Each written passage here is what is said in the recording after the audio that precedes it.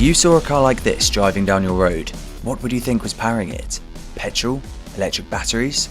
Today we're speaking to a company whose mission is mobility with zero cost to the planet and how they're using hydrogen fuel to achieve this. Has Riversimple developed a great solution to sustainable mobility?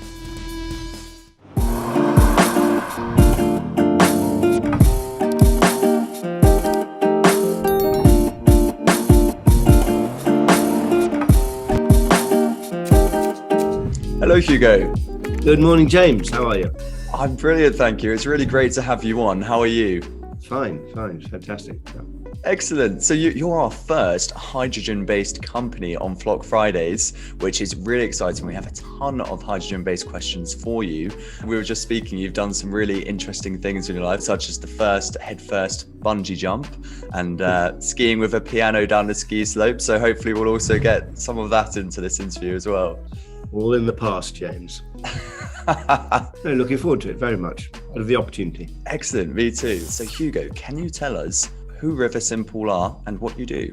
Riversimple is a company, we're developing hydrogen cars, but we'd like to stress the fact that we're not a hydrogen car company, we're a sustainable car company. I got out of motor racing for environmental reasons, and I set up Riversimple to develop hydrogen fuel cell vehicles because I felt that it was a real opportunity, played to my skills, and nobody else was really doing it very well. So that's why it's an opportunity.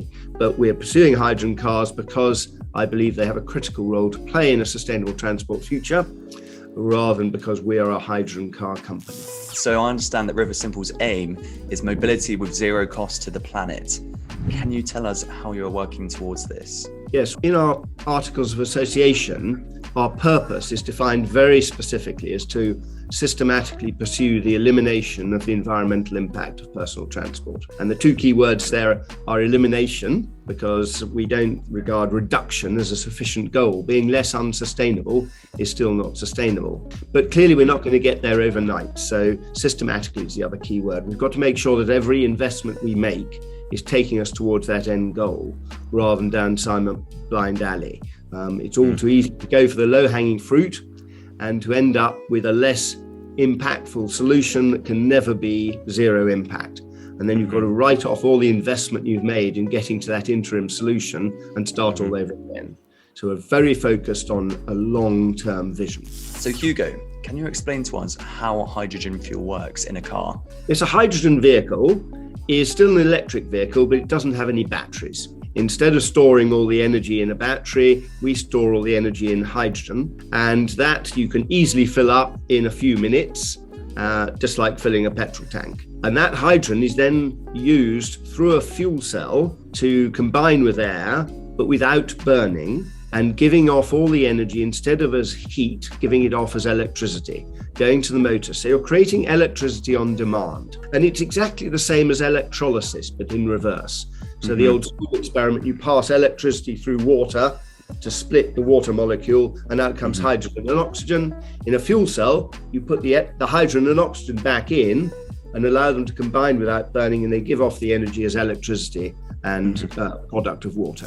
Please, can you tell us about the benefits of a hydrogen-powered car? The benefits are really in terms of the weight of the energy you've got to carry to give you decent range, so long range possibilities, and quick refuel time. Vehicles with high utilization or long range need hydrogen, really. And the government has reached the conclusion, quite correctly, that we need hydrogen for HGVs, but they've reached that conclusion for entirely the wrong reasons. It's nothing to do with them being large. You can easily make a battery electric HGV if you're happy to do 50 miles a day, but it's not what HGVs do. It's the range and the utilization, the uptime. They don't have the time for charging to run on batteries. And the same is true right across the board. Driving from London to Edinburgh, it's much more effective and efficient to do it with hydrogen than batteries. Okay, Hugo, so we can see one of your cars behind you. Can you tell us what the driving experience is like in one of these hydrogen-powered cars? Well, it's great fun, actually. It's a very lightweight car. It's a very rigid chassis. It's got very good suspension. We're largely from a motor racing background, so we weren't going to build a boring car after all. And it's got very good acceleration up to 60 miles an hour, 9.5 seconds. And it doesn't go more than 60 miles an hour. It's designed for local use. And on country roads, it's great fun. It's not designed for motorway traffic. I'm a big fan. If you enjoy this interview, I'd happily have one of those cars after. No, we don't do that here. Tell us how infrastructure might need to change in order to accommodate a company such as River Simple. There's clearly the chicken and egg of who's going to put in the infrastructure for the cars and vice versa. But we are very confident that it's much less of a barrier than the infrastructure for rolling out battery charging for 30 plus million cars in the UK. So it's relatively simple to replace a petrol pump with a hydrogen pump on a standard forecourt. And it's the same sort of use customer relationship. The customer drives in, squirts in fuel, and 5 minutes later drives out with 300 miles of range in the tank. The question is building the business case for the forecourt to install a hydrogen filling pump. What is your vision for the future of mobility, and where does hydrogen come into that? Well, unusually as a car company, I think we've got far too many cars in the world. But I don't believe the answer is no cars. I think that shared access and sweating the asset is absolutely critical. A focus on efficiency is absolutely critical. A focus on the carbon intensity of the vehicles, embedded carbon in making them, and the longevity of the vehicle to amortize that embedded carbon is also critical. So all these things, to my mind, lead to an inevitable change in business model. At the moment, if you sell cars, you make more money by selling more cars. And ultimately, you make more profit by maximizing resource consumption. And I don't see how we can ever have a sustainable industrial society based on rewarding industry for the opposite of what you're trying to achieve. Business model needs to change even more than the technology. So the end game, I think, is a universe with much greater variety of solutions and access models for people to cars. And it allows people to have maybe their own car as they see it on a contract for 3 years, but it's only to meet 90% of their needs, because we meet the other 10% of their needs with access to different vehicles when they need them. We don't want people commuting 48 weeks of the year in a great big estate car on their own simply because they want it for family holidays once summer. So we can have much more functionally specific vehicles rather than meeting 100% of somebody's needs. Battery electric vehicles absolutely have a key role to play in local applications. We often hear that 80% of journeys are less than 20 miles, and that's probably true. And we should be using battery vehicles for those sorts of things. But what people don't point out is that 80% of the miles are driven in the other 20% of journeys.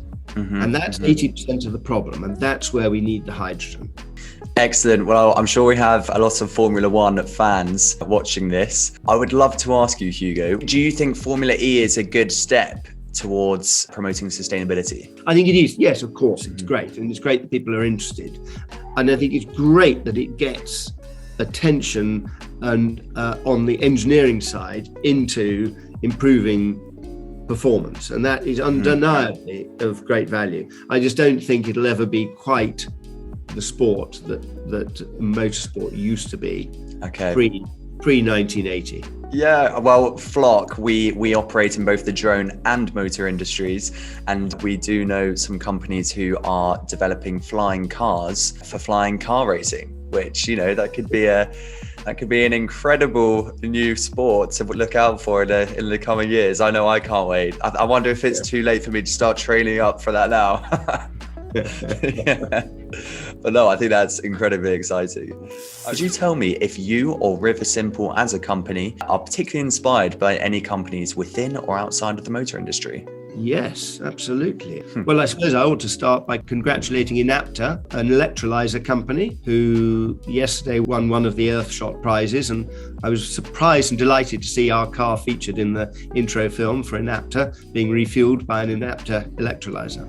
Outside the auto industry, there's plenty of other companies. There's a firm called Elvis and Cressy who we work with, and some of the materials in our car, they are upstreaming industrial waste streams. So they make all sorts of bags, belts, rugs out of industrial waste streams, initially of fire hose. They identify industrial waste streams of consistent product that's coming out but being thrown away. Offcuts of the premium leather industry is another one they've identified. And their clarity of vision is so impressive. They're not working on interim solutions. They're working on something that has a long-term role to play. And they're absolutely single-minded about what they're doing. That was brilliant. There's another company which I just thought of actually, which I'm a huge advocate for. I wonder if you've heard of them. They're a drone company called Dendra Systems, who we actually work with. And they're Oxford-based, but mostly in Australia. And they plant trees across large-scale areas that have been affected by forest fires. And these drones can plant trees 100 times faster than a human. And I think they're excellent. And I'm loving seeing all of these, new innovations coming out with this tech. It's brilliant. Dendra Systems, we know them quite well. Susan, who runs the company. Well, I'm hoping to feature Dendra soon on an upcoming Flock Fridays. So, yeah. Great. Yeah, that would be brilliant. Hugo, that's the end of my questions. That was absolutely fascinating having you on. You are the first interviewer you've had who's got a very scientific engineering background, who can tell us all about, the more complex issues around motor energy and sustainability. So really great to hear all your answers there. But yeah, I hope you had a good time on Flock Fridays. Thank you very much. I've enjoyed it very much, James. Brilliant. I'm very glad to hear so. Hope you enjoyed that, everyone at home. Make sure you go over to River Simple's LinkedIn page, onto their website, give them a follow. This is going to be a very interesting segment of the motor industry to keep up with and see how it grows, and see if your predictions for 10 years in the future come true, Hugo. But yeah, thank you very much for coming on. Thanks very much, James.